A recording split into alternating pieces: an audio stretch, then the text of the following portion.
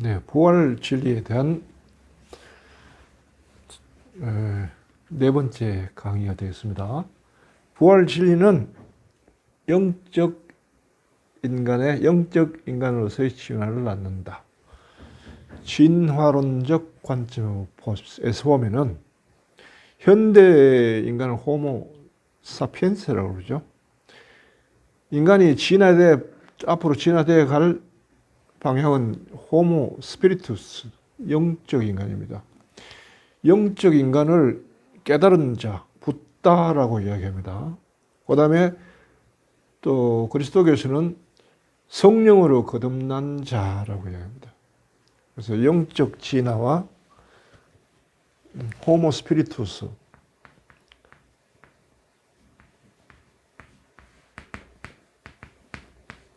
영적 인간, 이건 깨달은 자.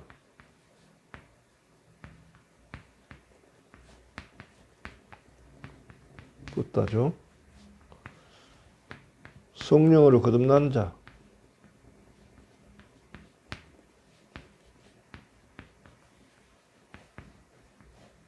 같은 말입니다.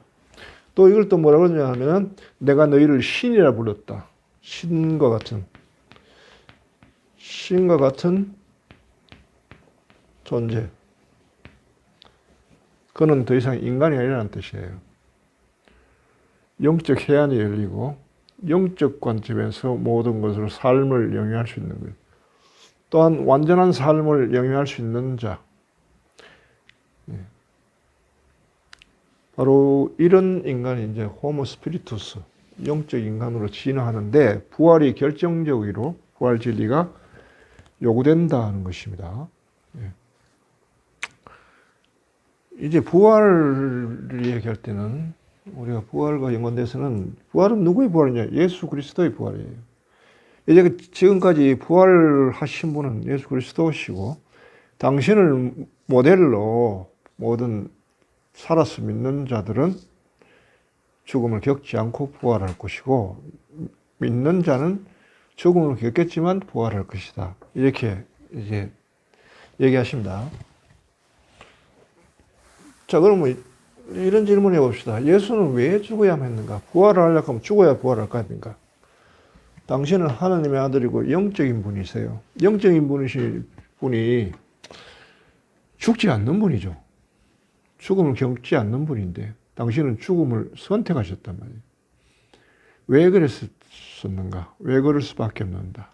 라고 이야기할 때 바오로 사도는 이런 이야기합니다.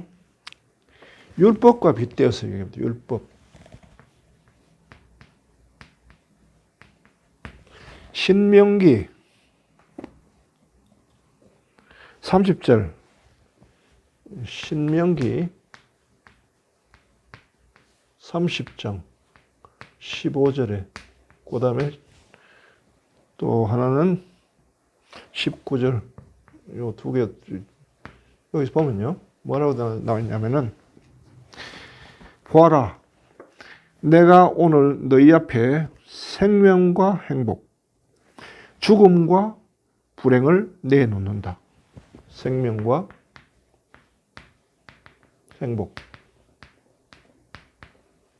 그 다음에 죽음과 불행.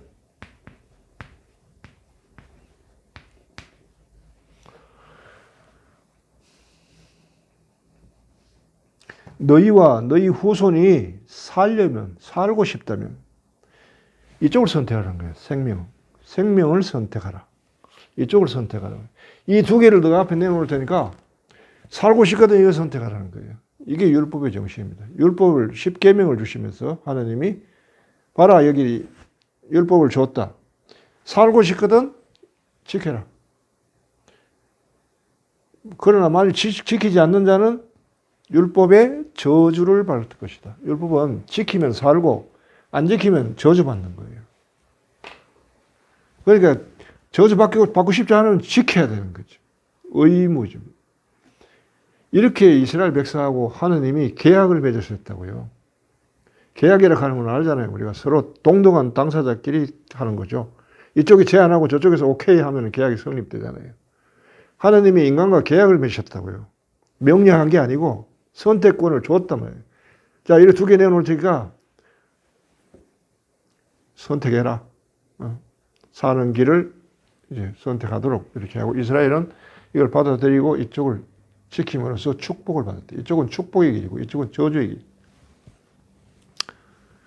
그런데 문제는 뭐냐 하면요.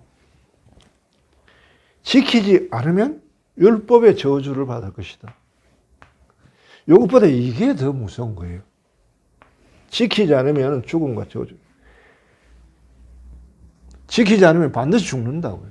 예외가 없어요. 여긴요. 용서가 없다고요. 법이 그러니까. 법이라고 하는 게 원래 그렇잖아요.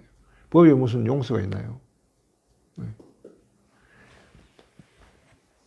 많은 사람들이 율법을 따르기보다도 율법을 어기는 쪽으로 갔단 말이에요. 그래서 바오로가 이런 이야기 했어요. 율법이 육으로 말미암아 나약해져 이룰 수 없는 것을 하나님께서 이루셨다. 인간이 나약해서 율법을 지키기에는 의지가 약하고 유혹에 약하기 때문에 율법의 길을 가지 않고 그 반대 율법을 안 지키는 길을 많이 걸었다고요. 그러니까 이걸 만들어 놓고 사람을 살리기 위해서 하나님이 줬는데 죽을 사람이 너무나 많아요. 죄를 지은 사람이 너무나 많아요. 근데 법 자체는 용서가 안 된다고 그랬죠. 법은 법에 그에 마땅한 처벌을 받으면서 용서가 되는 거예요. 율법을 어기는데 그 처벌은 뭐냐고 하면 죽음입니다. 몇 년 구속, 이게 없어요. 죽음이에요. 그러니까 많은 사람들이 사실은 죽을 운명에 놓였죠. 그런데 하나님은 많은 사람들이 죽기를 원치를 않는다고요. 살자고 한 일인데 많은 사람이 오히려 역으로 죽게 생겼으니까. 그래서 예수께서 이 사람들을 대속해가지고 대신 죽어주는 거예요. 대신. 대속물이라는 거예요. 이들의 빚을 대신 탕감한 당신이 갚아주는 거예요. 하나님께 인간이 죽음을 빚졌어.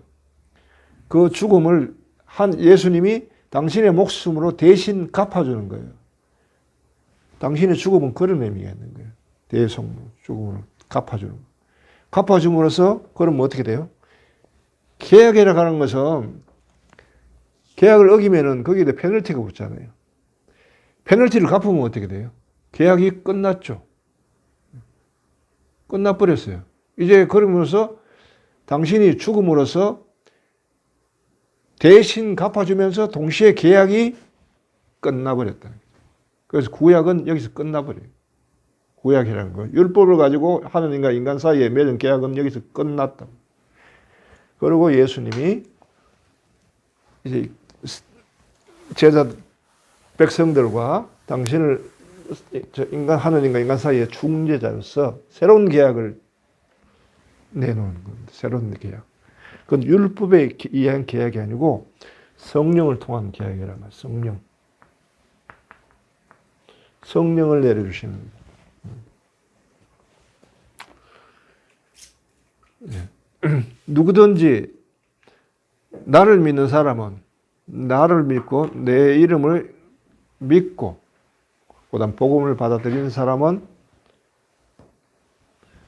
나와 새로운 계약을 맺는단 말이에요. 그런 사람들은 내가 성령을 주겠다. 성령은 인간이 할 수 없는 것을 할 수 있게끔 해주는 거죠. 나약한 인간을 대신해서 하나님의 뜻을 이룰 수 있게 해주는 거예요. 성령과 더불어서 사는 삶을 제시를 한 거예요. 믿는 사람에게는 내가 성령을 주고 성령과 더불어서 삶을 살 수 있도록 하고 성령께서 너희들을 이끌어 주실 것이다. 그러고 진리를 깨우쳐 주시고 벗어날 수가 없다는 거예요. 이게 여기서는. 달리 얘기하면 성령으로 이끌어주는 삶을 사는 사람은 죄를 지을 수가 없다. 그렇게 만들어 놓으셨다. 그렇게 하면서 완전하게 인간으로 하여금 구원에 이르기까지.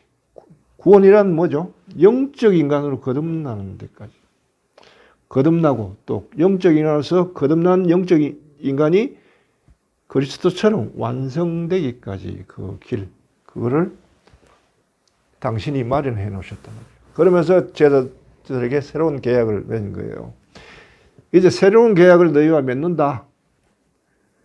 그게 이제 파스카 빵과 포도주를 나눈 의미인 거예요. 새로운 계약이 뭐냐? 내 계약은 내 율법 계명은 딱 하나다. 과거에 모세로부터 너가 10계명을 받았지. 이제 그거 없어져서 왜? 계약이 파기됐으니까. 새로운 계약은 딱 하나야. 서로 사랑하라. 어떻게? 내가 너희를 사랑하는 것처럼 서로 사랑하라. 조건이 붙습니다. 내가 너희를 사랑하는 것처럼. 흔히 사랑한다 하면서 이기적일 경우가 많죠. 나는 사랑하는데, 사랑했는데, 상대는 전혀 그것도 못 느끼고, 근데 본인은 사랑했다고 뭘 하는 그런 게 아니라 예수님이 보여주신 그대로 거기에 비춰서 거기에 따라서 서로 사랑하라는 거죠. 사랑의 궁극적인 것은 용서입니다. 네, 용서. 왜 용서인 줄 아세요? 사랑이?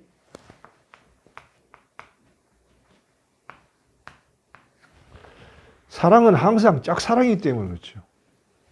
사랑은 상방이 아니라 왜 사랑이야? 짝사랑. 한 사람은 죽도록 주는데 한 사람은 밑빠진덕에 물 붓기라고 해요. 못 알아본다. 그러니까 자기를 다 맞아서 헌신한 사람이 그 사랑을 퍼부은 사람을 용서를 해줍니다. 참 희한하죠. 줄 거 다 주고 또 용서까지 해야 돼. 예. 항상 이죠. A 대 B는 B 대 C다. 우리가 다른 사람을 사랑하고 이 사람을 용서하면은 이거를 통해 가지고 나도 모르게 나를 사랑하시는 분을 우리가 그분이 나를 사랑하고 용서하는 것을 체험하게 되는 거예요. 그래서 주기도문 나오죠. 우리에게 잘못한 일을 우리가 용서하니 우리 죄를 용서하시고. 이 뜻은 이걸 통해 가지고 사랑을 통해서 아버지를 체험하라는 뜻이에요. 그게 우리를 짝사랑하시는 아버지, 그 아버지의 눈 뜨는 것이 영적으로 거듭나는 일이에요. 그리고 아버지를 섬기는 삶이 완전한 삶이고 아버지가 원하는 삶이고 주님께서 주시고자 하는 삶이고 그것이 부활의 뜻이 거기에 있다는 거죠. 예, 이렇게 해서 예수 그리스도 왜 죽으셔야 됐는가? 예, 당신이 죽을 우리의 빚을 대신 탕감해 주는, 당신을 죽음으로써 대신 갚아주고, 그 다음 구약의 틀로부터 우리를 해방시켰고, 그리고 새롭게 영과 더불어 살 수 있는 삶을 열어주시기 위해서 죽으셨고, 당신의 부활을 통해 가지고 우리에게 뭘 줬느냐? 성령을 주시고, 성령과 더불어 사는 삶을 가능하게 해주셨죠.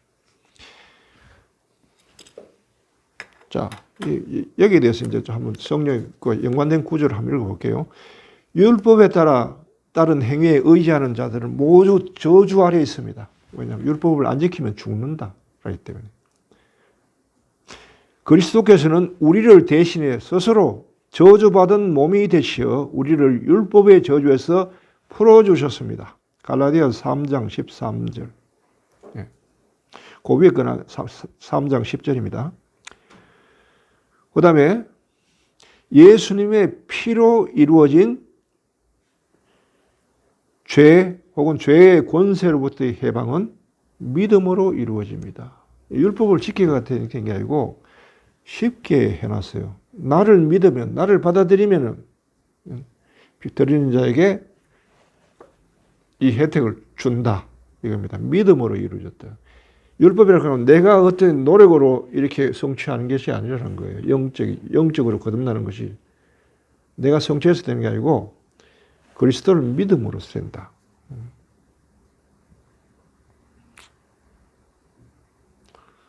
사람은 율법을 지키는 일과 상관없이 믿음으로 의롭게 된다. 또 모든 사람이 죄를 지어 하나님의 영광을 잃어버렸다. 하나님의 영광을 잃어버렸다. 죄 때문에. 그 다음에 믿음으로 의롭게 된다. 그럼 의롭게 되는 건 뭐예요? 하나님의 영광을 되찾는 거죠. 그러니까 의롭게 된 사람 안에서는 하나님의 영광이 빛을 발하게 되는 거죠. 영으로 거듭나는 사람들은 빛을 발한다. 하나님의 영광이 그 사람 안에 머문다는 것입니다. 또 이런 말씀이 있습니다. 여러분은 세례 때 그리스도와 함께 묻혔고 그리스도를 죽은 이들 가운데서 일으키신 하나님의 능력에 대한 믿음으로 그리스도 안에서 그분과 함께 되살아났습니다. 골로새서 2장 12절. 세례란 말은 우리가 함께 그리스도와 함께 죽어요. 그런데 당신이 부활하셨기 때문에 죽음이 죽음으로 끝나는 것, 당신이 부활하실 때 같이 부활하는 거예요.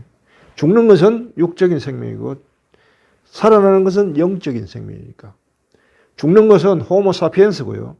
살아나는 것은 호모 스피리투스란 말이에요. 진화한다고요, 영적으로. 영적인 인간으로 진화한다. 영적인 인간은 영을 알기 때문에 하나님을 제대로 섬길 줄 알아요. 육적인 인간은 영을 모르기 때문에 하나님을 모르고 하나님의 법도 모르고 지 멋대로 사는 거죠. 그게 이제 이기적인 인간이라고 합니다.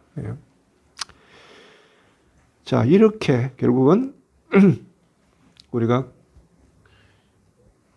부활 진리를 믿는 이유는 그를 통해 가지고 그리스도의 죽음에 동참하고 그리스도의 부활을 체험하고 또 성령을 받아서 영으로 거듭나고 영적인 삶을 영위할 수 있게끔 해주기 때문에 이제 부활 체험을 믿고 또 그리스도를 받아들이고 이 삶을 영위하는 겁니다. 이 삶은 공짜입니다. 거저 준다. 거저 준다 해가지고 아무 노력도 없이 그냥 뭐 받았다. 나는 세례 받았으니 끝났다. 이게 아니고요. 이 길을 걸어가게끔 성령께서 우리를 인도하시는데 그 말에 고분하게 잘 따라서 우리가 완성될 때까지 그 길을 우리의 노력 없이 당신이 이끌어줄 대로 그대로 알아차리고 따라가면 되게 돼 있다는 그 뜻입니다. 쓸데없는 과후를 이렇게 저렇게 찾아 헤맬 필요가 없는 거죠. 이 길이 정말 좋다라고 살아본 사람은 알지만요.